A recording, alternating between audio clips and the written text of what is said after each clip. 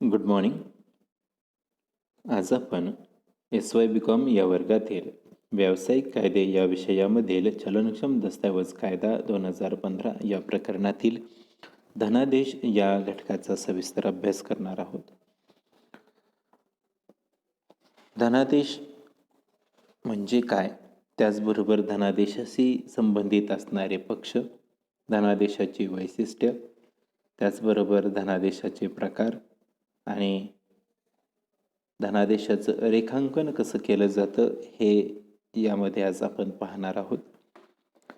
चलनक्षम दस्तऐवज कायदा जो आहे त्या कायद्याच्या कलम 6 मध्ये धनादेशाचा उल्लेख आपल्याला पाहायला मिळतो. धनादेशाला इंग्रजीमध्ये आपण चेक असंही म्हणतो. कलम 6 मध्ये धनादेशाची व्याख्या जी आहे ती आपल्याला पाहायला मिळते. धनादेशात ज्याचं नाव नमूद केलं आहे त्या व्यक्तीला किंवा तो सांगेल त्याला किंवा वाहकाला त्याने मागणी केल्यानंतर धनादेशामध्ये नमूद केलेली रक्कम द्यावी अशी ग्राहकाने आपल्या बँकेला केलेली अनिर्बंधित लेखी आज्ञा म्हणजे धनादेश असा अर्थ या कलम 6 मध्ये आपल्याला पाहायला मिळतो. सोप्या शब्दामध्ये धनादेश म्हणजे काय ते जर आपण पाहिलं तर विशिष्ट रक्कम देण्यासाठी बँकेस दिलेला लेखी आदेश म्हणजेच धनादेश किंवा चेक अशी साध्या भाषेमध्ये आपल्याला व्याख्या सांगता येते. धनादेश म्हणजे खातेदारानं प्रतिष्ठित बँकेला दिलेला आदेश असतो. धनादेश ही एक प्रकारची हुंडीच असते, त्यामुळे हुंडीची सर्व वैशिष्ट्ये ही धनादेशामध्ये आपल्याला पाहायला मिळतात. धनादेश जो आहे तो नेहमी बँकेवरती काढला जात असतो आणि मागणी करताच त्याचे पैसे जे आहेत ते द्यावे लागतात. म्हणून प्रत्येक धनादेश हा हुंडी असतो, परंतु प्रत्येक हुंडी मात्र धनादेश नसते. याचाही आपण विचार करणं गरजेचं आहे. यानंतर आपण धनादेशाशी संबंधित असणारे पक्ष पाहणार आहोत. त्यामध्ये पहिला पक्ष जो आहे तो आपल्याला पाहायला मिळतो तो म्हणजे आदेशक, इंग्रजीमध्ये ज्याला आपण ड्रॉवर असं म्हणतो. आदेशक म्हणजे धनादेश काढणारी व धनादेशावर सही करून पैसे देण्याविषयीची आज्ञा जी आहे ती बँकेला देणारी व्यक्ती होय.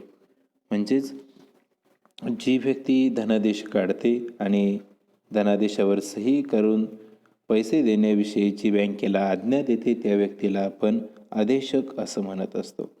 सामान्यपणे बँकेत खाते उघडणारी व्यक्ती ही आदेशक असते. ज्या व्यक्तीचं खाते बँकेमध्ये आहे तीच व्यक्ती साधारणतः बँकेवरती चेक काढू शकते. ज्याचं बँकेमध्ये कोणत्याही प्रकारचं खातं नाही त्या व्यक्तीचा आणि धनादेश काढण्याचा किंवा चेक काढण्याचा संबंध येत नाही. त्यानंतर दुसरा पक्ष म्हणजे आज्ञार्थी. आज्ञार्थी म्हणजे ज्या बँकेवर धनादेश काढला जातो ती बँक. आज्ञार्थीला आदेशिती असं सुद्धा म्हटलं जात असतं. म्हणजेच थोडक्यामध्ये ज्या बँकेवरती धनादेश काढला जाईल त्या बँकेला आपण आज्ञार्थी किंवा इंग्रजीमध्ये ड्रॉई असं म्हणत असतो. त्यानंतर धनादेशाचा तिसरा पक्ष म्हणजे आदाता किंवा प्राप्तकर्ता, इंग्रजीमध्ये ज्याला आपण पेयी असं म्हणतो. धनादेशामध्ये ज्या व्यक्तीचं नाव लिहिलं असेल किंवा धनादेशाची रक्कम ज्या व्यक्तीला द्यावयाची आहे त्या व्यक्तीला आदाता किंवा प्राप्तकर्ता असंही या ठिकाणी आपण म्हणतो. धनादेशाचा प्राप्तकर्ता हा आदेशक सुद्धा असू शकतो. त्यानंतर आपण धनादेशाची वैशिष्ट्ये किंवा त्यासाठी आवश्यक बाबी ज्या आहेत त्या पाहणार आहोत. सर्वात प्रथमतः पहिला भाग म्हणजे धनादेश हा एक लेखी दस्तऐवज आहे. धनादेश हा लेखी स्वरूपामध्ये आणि बँकेने पुरवलेल्या विशिष्ट छापील नमुन्यावरतीच लिहिलेला असणं गरजेचं आहे. बँकेने पुरवलेल्या नमुन्याच्या व्यतिरिक्त जर साध्या कागदावरती आपण धनादेशाचा नमुना तयार करून जर तो एखाद्या व्यक्तीला दिला असेल किंवा एखाद्या बँकेला जर सादर केला असेल तर तो कायदेशीर मानला जात नाही, अधिकृत मानला जात नाही. त्यामुळं पहिला भाग त्यामध्ये महत्त्वाचा येतो की हा नमुना बँकेने पुरवलेला असावा आणि तो लिखित स्वरूपामध्ये असावा. जर लिखित स्वरूपामध्ये बँकेनं पुरवलेल्या नमुन्याचाच वापर जर धनादेशासाठी केला असेल तरच तो ग्राह्य धरला जाईल, अन्यथा त्याचे पैसे मिळणार नाहीत. त्यानंतर धनादेशाचं दुसरं महत्त्वाचं वैशिष्ट्य म्हणजे अनिर्बंधित आज्ञा. खातेदाराने बँकेला धनादेशामध्ये अनिर्बंधित अशी लेखी आज्ञा केलेली असावी. म्हणजेच पैसे देताना बँकेवरती कोणतीही जबाबदारी टाकण्यात येऊ नये. अनेक वेळेला अनिर्बंधित आज्ञा या संकल्पनेमध्ये अनेक लोकांचं त्यामध्ये गैरसमज होत असतो. अनिर्बंधित म्हणजेच पैसे देताना बँक इतर कुठलीही जबाबदारी त्या ठिकाणी त्या ग्राहकाच्या वतीनं घेणार नाही. फक्त संबंधित धनादेशाचा वापर करून त्यामध्ये ज्या व्यक्तीचे नाव लिहिलेले आहे त्याला बँक खात्यावरील रक्कम त्या ठिकाणी दिली जाईल आणि ती सुद्धा जर शिल्लक असेल तर दिली जाईल. त्यामुळं वेगळी कोणतीही जबाबदारी त्या ठिकाणी बँक घेणार नाही किंवा पैसे देताना बँकेवरती कोणतीही जबाबदारी त्यामध्ये टाकता येणार नाही. त्यानंतर लेखी आज्ञा असणं गरजेचं आहे. हे सुद्धा एक महत्त्वाचं वैशिष्ट्य आहे. खातेदारानं बँकेला तोंडी आज्ञा करू नये आणि अशा प्रकारचा जर आदेश तोंडी देण्यात येत असेल तर तो ग्राह्य धरला जाणार नाही किंवा त्याचे पैसे त्या ठिकाणी दिले जाणार नाहीत. म्हणजेच पैसे देण्याविषयीचा आदेश जो आहे तो लेखी स्वरूपामध्येच आणि स्पष्ट असणं गरजेचं असतं. त्यानंतर आदेशावरती त्याची सही असावी. हे सुद्धा एक महत्त्वाचं वैशिष्ट्य किंवा आवश्यक बाब आहे. धनादेशावर धनादेश काढणाऱ्या व्यक्तीनं म्हणजेच आदेशकाची सही असणं गरजेचं आहे. जर आदेशकाची सही असेल तरच बँकेमध्ये पैसे दिले जातील, अन्यथा ते पैसे दिले जाणार नाहीत. जर आदेशकाची त्यावरती सही जर नसेल तर त्यामध्ये वेगवेगळे फ्रॉडसुद्धा होऊ शकतात. त्यामुळं पुरावा म्हणून एक महत्त्वाची आदेशकाची सही म्हणजेच निर्मात्याची सही त्यावरती असणं गरजेचं असतं. धनादेशावरील असणारी सही खाते उघडताना सादर केलेल्या नमुना सहीप्रमाणेच असली पाहिजे. जर सह्यांमध्ये गफलत असेल किंवा वेगळ्या प्रकारची जर सही असेल तर त्याचे पैसे देण्याची जबाबदारी बँकेवरती राहत नाही किंवा असे पैसे त्या ठिकाणी दिले जात नाहीत. त्यामुळं आदेशकानं सही करत असताना बँकेला पुरवलेल्या नमुना सहीप्रमाणेच सही ही त्या धनादेशावरती किंवा चेकवरती करणं गरजेचं असतं. त्यानंतर निश्चित रक्कम हे सुद्धा एक महत्त्वाचं वैशिष्ट्य आहे किंवा एक महत्त्वाची बाब आहे. खातेदाराने धनादेशाद्वारे बँकेस केलेली आज्ञा ही निश्चित रक्कम देण्याविषयीची असते. धनादेशामध्ये रक्कम अंकी आणि अक्षरी दोन्ही प्रकारे नमूद करणं गरजेचं असतं आणि अंकी आणि अक्षरी रक्कम जी आहे ती सारखीच त्यावरती देणं गरजेचं आहे. जर दोन्हींमध्ये तफावत असेल तर अशा धनादेशाची रक्कम जी आहे ती बँकेकडून दिली जाणार नाही किंवा ती देणं बँकेला योग्य ठरणार नाही. त्यामुळं ती रक्कम दिली जात नाही. त्यानंतर प्राप्तकर्त्याचं नाव असावं. धनादेशामध्ये लिहिलेली रक्कम कोणत्या व्यक्तीला किंवा प्राप्तकर्त्याला मिळावी असं जर वाटत असेल तर त्या प्राप्तकर्त्याचं नाव धनादेशामध्ये निश्चितपणे लिहिणं गरजेचं असतं आणि अशा नावाचा जर उल्लेख नसेल तर ती रक्कम कुणाला द्यायची आहे याबाबत शंका निर्माण होत असते आणि म्हणून जर प्राप्तकर्त्याचं नाव त्यावरती लिहिलेलं नसेल तर त्या धनादेशाची रक्कम दिली जात नाही. त्यानंतर तारीख. धनादेशावरती तारीख लिहिणं गरजेचं आहे. तारीख ही मागील किंवा पुढील सुद्धा लिहिता येत असते, परंतु धनादेशावर जी तारीख लिहिली असेल त्या तारखेपासून 6 महिन्यांच्या मुदतीपर्यंत धनादेशाची रक्कम मिळू शकते. जर ती मुदत संपली तर त्या धनादेशाची रक्कम बँकेकडून दिली जाणार नाही किंवा बँकेकडून ती मिळणार नाही. त्यामुळं तोही भाग महत्त्वाचा आहे. त्यानंतर मागणी. धनादेश ज्या बँकेवर काढलेला आहे त्या बँकेस आदेशकाने स्वतः वाहकानं किंवा धारकानं धनादेश सादर करून पैशाची मागणी केली पाहिजे. जर मागणी केली नाही तर त्याची रक्कम त्या ठिकाणी दिली जाणार नाही किंवा रक्कम नाही दिली तर त्यासाठी बँक जबाबदार राहणार नाही. त्यानंतर शेवटचा महत्त्वाचा भाग म्हणजे किंवा अत्यावश्यक बाब म्हणजे खाते क्रमांक. हा खाते क्रमांक जो आहे तो धनादेशावरती बँकेच्या खातेदाराचा खाते उघडतानाचा जो काही क्रमांक असेल किंवा ज्या खाते क्रमांकाने आपले व्यवहार बँकेमध्ये होत असतील तो खाते क्रमांक त्यामध्ये असणं गरजेचं असतं. अनेक वेळा खाते क्रमांक जे आहेत त्यामध्ये अडचण निर्माण होऊ शकते.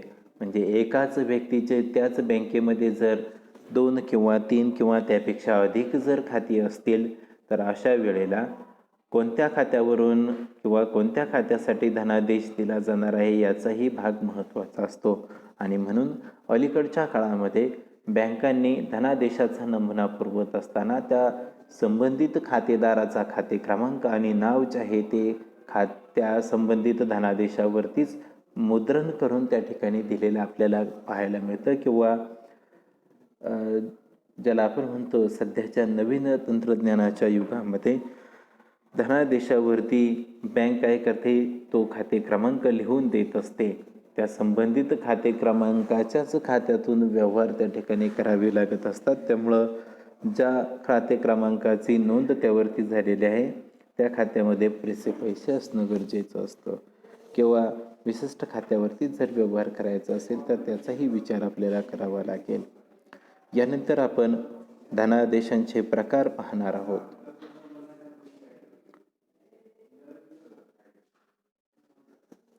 त्यामध्ये पहिला प्रकार आपल्याला पाहायला मिळतो तो म्हणजे वाहक धनादेश, ज्याला आपण इंग्रजीमध्ये म्हणतो बिअरर चेक.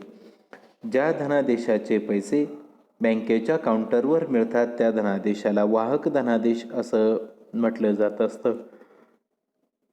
याला साधा धनादेश किंवा ओपन चेक असं सुद्धा या ठिकाणी आपण म्हणू शकतो. म्हणजेच वाहक धनादेशाचे पैसे हे वाहकास मिळत असतात, परंतु धनादेशास धोका निर्माण होत असतो. असा धनादेश जर हरवला किंवा चोरी जर गेला किंवा दुसऱ्या व्यक्तीला जर सापडला असेल तर त्या व्यक्तीला त्याचे पैसे मिळू शकतात आणि त्यामध्ये धोका निर्माण होऊ शकतो. म्हणजेच ज्या धनादेशावरती सरळ हा धनादेश घेऊन येणाऱ्या व्यक्तीस याचे पैसे देण्यात यावेत असा उल्लेख केलेला असतो त्याला आपण वाहक धनादेश असं म्हणत असतो. यामध्ये त्या संबंधित व्यक्तीच्या नावाचा जरी उल्लेख केलेला असला तरी सुद्धा दुसऱ्या व्यक्ती पैसे घेऊन गेल्यानंतर त्यालाही त्याचे पैसे मिळू शकतात. त्यामुळं वाहक धनादेशामध्ये जबाबदारी जी आहे किंवा जोखीम जी आहे ती अधिक असते. त्यानंतर दुसरा धनादेशाचा किंवा चेकचा प्रकार आपण पाहणार आहोत तो म्हणजे आदेश धनादेश, इंग्रजीमध्ये ज्याला ऑर्डर चेक असं म्हटलं जातं. ज्यावेळी धनादेशात आदेशकाच्या आज्ञेप्रमाणे पैसे द्यावयाचे असतात त्याला आपण आदेश धनादेश असं म्हणतो. धनादेशाचे पैसे द्यावयाच्या व्यक्तीचं नाव धनादेशावरती लिहून त्यापुढील वाहक किंवा बिअरर हा शब्द खोडून त्याऐवजी पुढील बाजूस तो सांगेल त्यास म्हणजेच इन ऑर्डर असे लिहिण्यात येत असते. आणि यामध्ये त्या संबंधित व्यक्तीलाच पैसे दिले जात असतात. त्यामुळं त्यामध्ये धोका कमी असतो. म्हणजेच ज्याच्या नावाचा उल्लेख त्यामध्ये केलेला असतो त्याच व्यक्तीला त्याचे पैसे मिळू शकतात. इतर त्रयस्थ व्यक्ती जर त्यामध्ये तो धनादेश घेऊन जर बँकेमध्ये गेली तर त्याला त्याचे पैसे मिळणार नाहीत किंवा दिले जाणार नाहीत. त्यानंतर तिसरा प्रकार जो आहे तो आपल्याला पाहायला मिळतो तो म्हणजे रेखांकित धनादेश, इंग्रजीमध्ये ज्याला आपण क्रॉस चेक असं म्हणतो. वाहक धनादेशामध्ये जो धोका निर्माण झालेला असतो तो धोका दूर करण्याच्या दृष्टिकोनातून रेखांकित धनादेशाचा वापर केला जात असतो किंवा धनादेशाचं रेखांकन केलं जात असतं. रेखांकित धनादेशाचे पैसे हे काउंटरवर मिळत नाहीत. ज्या व्यक्तीच्या नावानं धनादेश लिहिला असेल त्या व्यक्तीच्या खात्यामध्ये त्याचे पैसे जमा होत असतात किंवा रेखांकित धनादेशाचे पैसे नावाचा उल्लेख म्हणजेच धनादेशावरती ज्याचा उल्लेख केलेला असतो त्याच व्यक्तीला मिळतात. धनादेशावरती रेखांकन करणं म्हणजे नेमकं काय, तर ते सुद्धा आपल्या दृष्टिकोनातून महत्त्वाचा भाग आहे. धनादेशाच्या दर्शनी बाजूवर डाव्या बाजूला 2 समांतर तिरप्या रेषा मारणं म्हणजे धनादेशाचं रेखांकन करणं असतं. आणि या रेखांकित धनादेशाच्या धारकाला किंवा वाहकाला बँक काउंटरवरती पैसे मिळत नाही तर असा धनादेश संबंधित व्यक्तीनं आपल्या खात्यामध्ये भरावा लागतो. बँक रेखांकित धनादेशाचे पैसे संबंधित व्यक्तीच्या खात्यावरती जमा करत असते आणि नंतर ते संबंधित खातेदारानं काय करायचे असतात, खात्यातून काढायचे असतात किंवा गरजेनुसार त्याचा वापर करायचा असतो. या धनादेशाच्या रेखांकनाचे सुद्धा काही प्रकार आपल्याला पाहायला मिळतात. त्यामध्ये पहिला भाग येतो तो म्हणजे सर्वसाधारण रेखांकन. सर्वसाधारण रेखांकन म्हणजे नेमकं काय ते आपल्याला पाहायचं. इंग्रजीमध्ये ज्याला जनरल क्रॉसिंग आपण म्हणतो. चलनक्षम दस्तऐवज कायद्यातील कलम 123 नुसार ज्या वेळेला धनादेशाच्या डाव्या दर्शनी भागावर 2 तिरप्या समांतर रेषा ओढलेल्या असतात तेव्हा त्याला सर्वसाधारण रेखांकन असं म्हटलं जात असतं. धनादेशावरती 2 नुसत्या आडव्या समांतर रेषा ओढल्या किंवा त्या समांतर रेषा काढून त्यामध्ये अँड कंपनी किंवा नॉट निगोशिएबल असे शब्द लिहिले तर तो धनादेश रेखांकित केला असा त्याचा अर्थ होत असतो. आणि असे धनादेशाचे रेखांकन हे सामान्य किंवा सर्वसाधारण रेखांकन समजले जात असते. अनेक वेळा 2 समांतर रेषा काढून त्या धनादेशाचं रेखांकन केलं जात असतं, परंतु धनादेशामध्ये समांतर रेषा काढून मध्ये अँड कंपनी किंवा नॉट निगोशिएबल जर असे शब्द लिहिले असतील तरी सुद्धा त्याला आपण सर्वसाधारण रेखांकन असं म्हणत असतो किंवा सर्वसाधारण रेखांकन त्याला म्हटलं जात असतं. त्यानंतर रेखांकनाचा दुसरा प्रकार आपल्याला पाहायला मिळतो तो म्हणजे विशिष्ट रेखांकन. इंग्रजीमध्ये ज्याला आपण स्पेशल क्रॉसिंग असं म्हणतो. धनादेशाच्या दर्शनी भागावर डाव्या कोपऱ्यावरील बाजूला 2 समांतर तिरक्या रेषा काढून त्यात विशिष्ट बँकेचं नाव लिहिलेलं असतं. अशा वेळेला त्याला आपण विशिष्ट रेखांकन असं म्हणत असतो. विशिष्ट बँकेचं नाव लिहिल्यामुळं धनादेशाचे पैसे त्या बँकेच्या नावाबरोबर बँक शाखेचे नाव जर लिहिले तर धनादेशाचे पैसे त्या बँकेच्या विशिष्ट शाखेमार्फतच देण्याची फक्त सोय केली आहे असा त्याचा अर्थ होतो. उदाहरणार्थ, अ या व्यक्तीनं ब या व्यक्तीला महाराष्ट्र बँकेच्या नावानं काढलेला 10,000 रुपयांचा धनादेश विशिष्ट रेखांकन करून जर दिला असेल, म्हणजेच विशिष्ट एखाद्या समजा देना बँकेचं नाव जर लिहिलं असेल आणि रेखांकित केला असेल तर या ठिकाणी ब ला धनादेशाचे पैसे जे आहेत ते फक्त देना बँकेच्याच कोणत्याही शाखेतून प्राप्त होऊ शकतात. इतर दुसरी कोणतीही बँक त्याचे पैसे देणार नाही. अनेकदा बँकेच्या नावाबरोबर नॉट निगोशिएबल किंवा अँड कंपनी किंवा अकाउंट पे असे सुद्धा शब्द त्यामध्ये लिहिलेले आपल्याला पाहायला मिळतात. त्यानंतर रेखांकनाचा तिसरा प्रकार जो आहे तो आपल्याला पाहायचा आहे तो म्हणजे रक्कम मर्यादित रेखांकन. इंग्रजीमध्ये ज्याला आपण क्रॉस लिमिटिंग द अमाऊंट असं म्हणतो. धनादेशाच्या दर्शनी भागावर 2 समांतर रेषांमध्ये विशिष्ट रक्कम लिहिण्यात येत असते तेव्हा त्याला आपण मर्यादित रेखांकन असं म्हणतो. रेखांकनामध्ये जेवढी रक्कम लिहिली आहे त्यापेक्षा अधिक रक्कम बँक देत नाही. सर्वसाधारणपणे व्यापारी व्यवहारातून निर्माण होणारी देणी भागविण्यासाठी धनादेश टपालाद्वारे दुसऱ्या गावी पाठविण्यात येत असतात आणि अशा वेळी धनादेशातील रकमेमध्ये बदल केला जाऊन फसवणूक व नुकसान होण्याची शक्यता असते. त्यास पायबंद घालण्याच्या दृष्टिकोनातून रक्कम मर्यादित रेखांकन जे आहे ते उपयुक्त होत असतं. यानंतर आपण पाहणार आहोत धनादेशाचं रेखांकन कोण केव्हा करू शकतं. त्यामध्ये पहिला भाग आपल्याला पाहायला मिळतो तो म्हणजे धनादेश लिहिणारी व्यक्ती धनादेशावर सर्वसाधारण किंवा विशिष्ट रेखांकन करू शकते. त्याचबरोबर आदेशकानं धनादेश रेखांकित जर केला नसेल तर धनादेश ताब्यात असलेला धारक किंवा वाहक जो आहे तो सुद्धा धनादेशाचं रेखांकन करू शकतो. त्याचबरोबर धनादेशावर साधारण रेखांकन जर केलेलं असेल तर धारकाला त्याचं विशिष्ट रेखांकन सुद्धा करता येत असतं. जर धनादेशाचे साधारण किंवा विशिष्ट रेखांकन जर झालेले असेल तर धारकाला त्यावर नॉट निगोशिएबल असे शब्द लिहून पुढे त्याची चलन क्षमता नष्ट करता येत असते. त्यानंतर धनादेशावरती विशिष्ट रेखांकन करून विशिष्ट बँकेचं जर नाव लिहिलं असेल तर ती बँक त्याच धनादेशावर पुन्हा आपल्या एजंट बँकेच्या नावानं विशिष्ट रेखांकन करून तो धनादेश पैसे जमा करण्यासाठी संबंधित बँकेकडे पाठवू शकते. त्यानंतर कोणत्या परिस्थितीमध्ये बँक खातेदाराच्या धनादेशाचे पैसे नाकारू शकते हे सुद्धा महत्त्वाचं आहे. मग अशी कुठली कंडिशन आहे की त्यामध्ये बँक धनादेशाचे पैसे नाकारू शकते तर त्यामध्ये पहिला भाग येतो तो म्हणजे खात्यावर शिल्लक असलेल्या रकमेपेक्षा जास्त किमतीचा धनादेश जर दिला असेल तर अशा वेळेला बँक त्याचे पैसे नाकारू शकते, कारण देण्यासाठी पुरेशी रक्कम त्यावेळेला बँक खात्यावरती उपलब्ध नसते.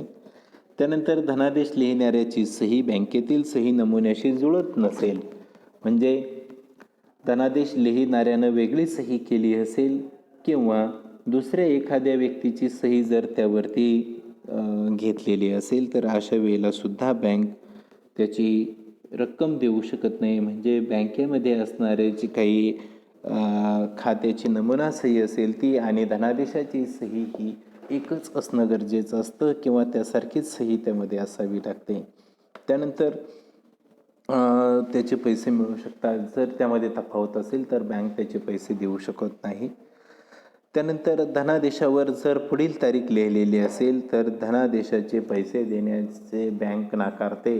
म्हणजेच आजच्या तारखेला जर आपण बँकेमध्ये गेलो आणि उद्याची तारीख जर त्या धनादेशावरती लिहिली असेल तर आज आपल्याला त्या धनादेशाचे पैसे मिळत नाहीत. ज्या वेळेला धनादेशावर लिहिलेल्या रकमेत अक्षरी आणि अंकी आकड्यामध्ये फरक असतो अशा वेळेला सुद्धा बँक पैसे देण्याचे नाकारू शकते. धनादेशामध्ये खाडाखोड जर केली असेल तर संबंधित ठिकाणी खातेदारानं त्याची नमुन्यामध्ये सही करणं गरजेचं आहे. अशी सही जर केलेली नसेल खाडाखोडीच्या वेळेला तर त्याचे सुद्धा पैसे बँक देण्याचं नाकारू शकते.